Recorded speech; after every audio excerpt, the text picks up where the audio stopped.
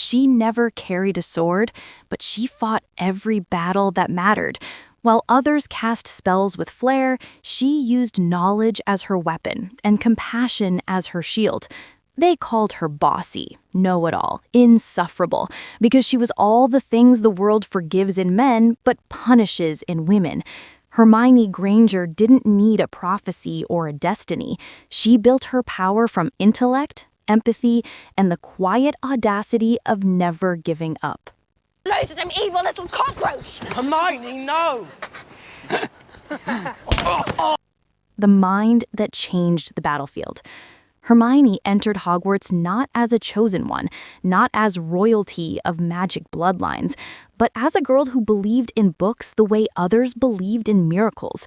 In a world obsessed with heritage, she was proof that mastery is not inherited. It's learned, earned, lived. Every spell she memorized was an act of resistance. Every library hour, an unspoken declaration that she would never again be underestimated. Her intellect was not just sharp, it was strategic. When others fought with curses, she fought with foresight. Her mind saw danger before it struck, solutions before despair took root. During the hunt for the Horcruxes, it wasn't brute strength that kept them alive. It was Hermione's preparation, her logic, her unshakable calm when chaos demanded panic. But the tragedy of intellect is invisibility, because when you make survival look easy, the world forgets to notice the blood it costs. Hermione's genius became so expected that her heroism was mistaken for normalcy. Yet, every time she raised her wand, it wasn't knowledge that saved them, it was courage disguised as cleverness. The girl who fought without glory. Fantasy loves its warriors, the ones who bleed dramatically, who roar in victory. Hermione's battles were quieter, fought in libraries, in classrooms, and the suffocating silence of prejudice. Her first real war wasn't against Voldemort, it was against a world that called her mudblood. The insult wasn't just cruelty, it was an attempt to erase her existence. And yet, she never let hatred dictate her worth. While others sought revenge, she sought justice. She built Spew when no one else cared, defending house elves long before it was fashionable to stand for the voiceless. Her activism was mocked, but it was revolutionary. A young girl daring to question the morality of an entire system. That's not weakness. That's political bravery at its purest form. She fought for what was right even when it made her unpopular, even when her friends rolled their eyes, even when her ideals cost her comfort. In a world that celebrated rebellion only when it came from chosen men, Hermione's conscience became her rebellion. Her fight was not for power, but for fairness. And that kind of battle rarely gets parades. The weight of being the smartest one in the room, leadership disguised as loyalty, that was Hermione's curse. Everyone needed her, but no one quite understood her. She was the strategist, the emotional anchor, the moral compass, yet she was constantly framed as support rather than center. Her genius made her indispensable, but her gender made her invisible. Even within the Golden Trio, she bore the weight of responsibility that none of them fully recognized. Harry carried destiny, Ron carried doubt, Hermione carried both of them. When Harry faltered, she planned. When Ron abandoned them, she endured. When death closed in, she was the one who kept hope methodical, survival practical. And yet, the narrative often painted her as secondary, the sidekick, the friend, the brain. But Hermione was not the sidekick. She was the spine. Remove her from the story, and it collapses. Every victory in their war carries her fingerprints, from polyjuice potions brewed in bathroom cauldrons to the enchanted beaded bag that held their world together. To be the smartest one in the room is not glory, it's burden, because genius is lonely, and Hermione's intelligence often isolated her from the very people she fought to save. The compassion that looked like control, Hermione's composure often read as rigidity, her discipline mistaken for coldness. But beneath that meticulous control was a heart that broke easily, a heart that bled for the downtrodden, the forgotten, the broken. Her perfectionism wasn't arrogance, it was fear. Fear that if she failed, others would suffer. Every calculated spell, every sleepless night, every anxious correction in class, it all came from love, masquerading as control. She wanted the world to work the way it was meant to, where effort led to safety and knowledge led to peace. When it didn't, she tried harder. She was the caretaker who carried the chaos of others so they could keep believing in their own strength. When she erased her parents' memories, that quiet, devastating act of protection, she proved that her strength was not in power, but in sacrifice. To love deeply enough to be forgotten by those who made you is not intellect, it's bravery. That moment, more than any battle, reveals the truth about Hermione. She doesn't fight because she wants to win. She fights because she cannot bear to see the world lose itself. The unseen warrior, Hermione Granger has always been the kind of fighter the world overlooks, not because her victories are small, but because they are clean. She wins battles before they begin, outthinks her enemies before they realize they've lost. Her magic is preparation, precision, and presence of mind. She doesn't wait for chaos to strike. She studies it until it no longer frightens her. But that kind of war leaves no spectacle. There are no grand duels, no scars to prove her bravery. There is only the quiet certainty that everyone else is alive because she refused to make mistakes. During the darkest nights of the Horcrux hunt, when hope ran thin and food ran thinner, Hermione's steadiness was the only light left. She took on the leadership no one asked her to, holding the fragile threads of their mission together with patience and discipline. She wasn't fearless, she was terrified, but she turned fear into function. That's what people miss about her courage. It wasn't the absence of fear, it was the choice to keep moving through it, methodically, determinedly, until fear itself grew tired of chasing her. When Ron's anger exploded, when Harry's faith faltered, when the world seemed to crack under its own darkness, Hermione became the fortress they leaned on.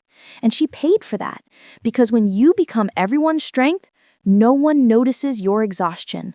The world remembers heroes who roar. It forgets the ones who endure in silence. Hermione's war was made of endurance, and endurance never gets statues. The burden of brilliance. Brilliance for Hermione was never a blessing. It was expectation dressed as destiny. From her first day at Hogwarts, she carried the invisible crown of being the best, a title that felt like honor, but often cut like a knife. Every success isolated her a little more. Every perfect answer widened the distance between her and the people who once wanted to sit beside her. It's lonely to be exceptional in a world that worships talent but resents the talented. Her intellect was not arrogance, it was armor. Behind every raised hand was a shield against being ignored. Behind every correction was the trembling plea to be seen, to be taken seriously, to prove that her worth wasn't defined by her bloodline. The wizarding world could never decide if it hated or needed her, a muggle-born girl who mastered their ancient arts better than those born to them. The irony is that Hermione's wisdom often made her heart heavier. Knowledge made her aware of every consequence, every potential loss. When she read about curses, she imagined them happening to her friends. When she studied history, she saw the cruelty repeating itself. Intelligence cursed her with foresight, and foresight makes fear infinite. Yet she never faltered. She carried that weight with a grace that looked like confidence, but was really courage under pressure. Every time she looked calm, it was not detachment, it was restraint, because she knew that if she ever let herself feel everything, she might never stop crying. The heart that outlasted war. When the war finally ended, everyone celebrated survival, but Hermione's victory was quieter, more private. She had spent years building resistance from knowledge and love, and when the darkness finally lifted, she didn't collapse, she exhaled. The world had asked her to hold it together, and she had. But no one asked what that cost her. The aftermath of war does not suit those who were always composed. The broken are offered comfort. The strong are expected to keep being strong. Yet even in peace, Hermione continued to fight for equality, for justice, for the healing of a society still poisoned by prejudice. She didn't rest because the war's end was not the end of her purpose. Where others sought peace, she sought progress. But she also learned something war had not taught her. That sometimes, to keep living, one must forgive the world for being imperfect. Hermione learned to breathe again, to laugh without strategy, to live without vigilance. And in that quiet living, she proved that victory isn't triumph, it's survival with your soul intact. She didn't need the wand or the battlefield anymore. Her strength had evolved into something softer, wiser, the power to rebuild. She became the reminder that healing is also a form of heroism, perhaps the hardest kind. The echo of the ordinary. What makes Hermione truly extraordinary is how ordinary she insists on remaining. Power never seduces her, fame never corrupts her. She still forgets to comb her hair, still carries too many books at once, still scribbles notes in the margins of every parchment she touches. She is a woman who could have ruled through fear or genius, and instead chooses humility. Because deep down, Hermione knows something that few heroes ever understand. Greatness is not in becoming untouchable, it's in remaining reachable. The real magic is in the mundane, in the way she smiles at a student who reminds her of herself, in the way she still corrects spelling errors with the same passion she once used to fight Death Eaters. Her life after the war is not filled with spectacle, but with the quiet heroism of everyday choices. Patience, fairness, endurance. And that quietness is radical in itself. In a world addicted to fireworks, Hermione is candlelight, small, steady, impossible to extinguish. She understands that peace isn't the absence of struggle, it's the acceptance of imperfection. The girl who once sought control has learned to let go, to find grace in flaws, to forgive herself for every moment she couldn't save everyone. She has made peace with the truth that even the smartest heart cannot heal the whole world, but it can try, endlessly, beautifully. The spell that outlasts her name.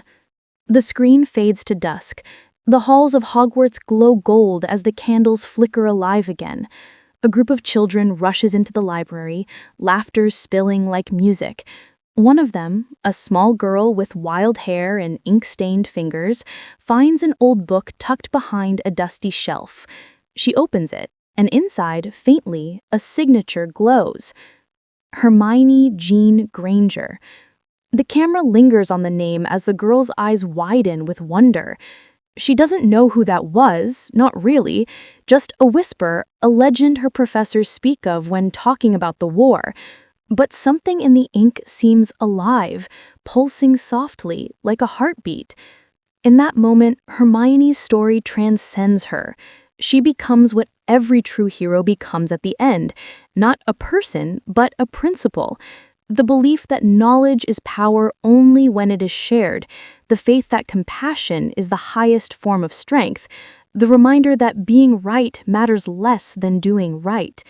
And as the child flips the page, the light from the window catches the ink, scattering into 1,000 tiny sparks that rise, linger, and fade, as if the book itself is exhaling a spell not of enchantment, but of remembrance, a whisper across time. Keep learning, keep loving, keep fighting softly. The legacy of the quiet revolution. Hermione's legacy is not carved in marble or sung in ballads.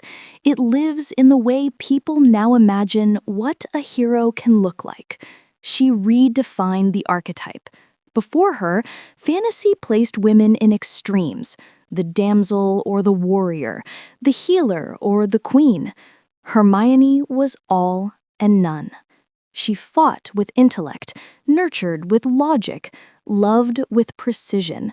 She proved that compassion and calculation could coexist, that brilliance could be kind, that knowledge could be as powerful as any sword. She made it acceptable for girls to be unapologetically smart, to lead with their minds without surrendering their hearts. Her rebellion was not flamboyant, it was practical, patient, and permanent.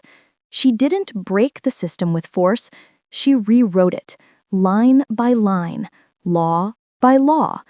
The true revolutionaries rarely look like heroes in their own time. They look like women with books under their arms, asking dangerous questions. That's why she remains the most uncelebrated fighter in fantasy, because she never needed celebration. Her victories were too subtle, her power too steady, her wisdom too immense for the world to fully see. But in the end, the measure of her greatness isn't how loudly she fought, it's how much she changed the fight itself. And perhaps that's the mark of the truest warrior, to win battles so quietly that the world forgets there was ever a war. The girl who saved the world by thinking.